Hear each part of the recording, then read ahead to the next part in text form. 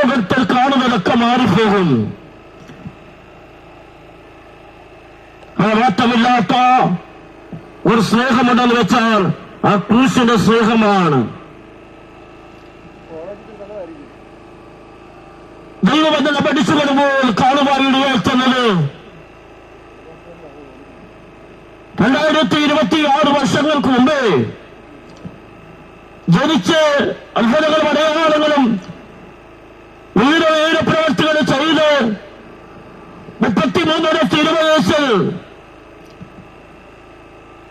കാൽവരെ കുലക്കളിച്ച് രണ്ടുകളാടുന്ന ഒടുവിൽ ക്രൂശിനെ യാഗമായി തീർന്ന ആ നല്ല രക്ഷിതാവാകുന്ന യേശുക്രിസ്തുവിനെ കുറിച്ചുള്ള സാക്ഷ്യമായിട്ടാണ് ഇന്ന് ഇവിടെ കടന്നുപോയി ഇടയായിട്ടുള്ളത്.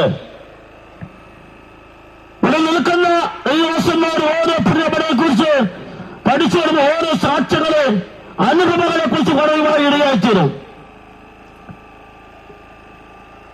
ഈ ലോകത്തിന് വാസമെന്ന് വെച്ചു കഴിഞ്ഞാൽ 70 ഏറെയായാൽ 80 ഇന്ന് അത്രയും കടന്നുപോകുന്ന അനുഭവങ്ങൾ നമുക്ക് കാണുവാൻ ഇടയായിട്ടുന്നില്ല.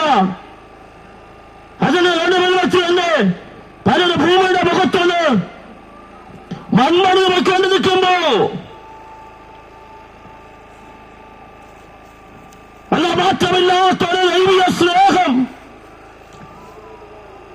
നമ്മുടെ ജീവിതത്തെ ഒന്ന് അനുഭവിച്ചതുമായി ഇടയായിത്തീരണം.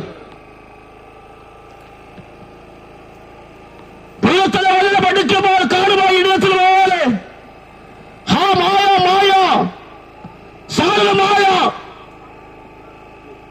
കളിയൊക്കെ മാറിപ്പോകും.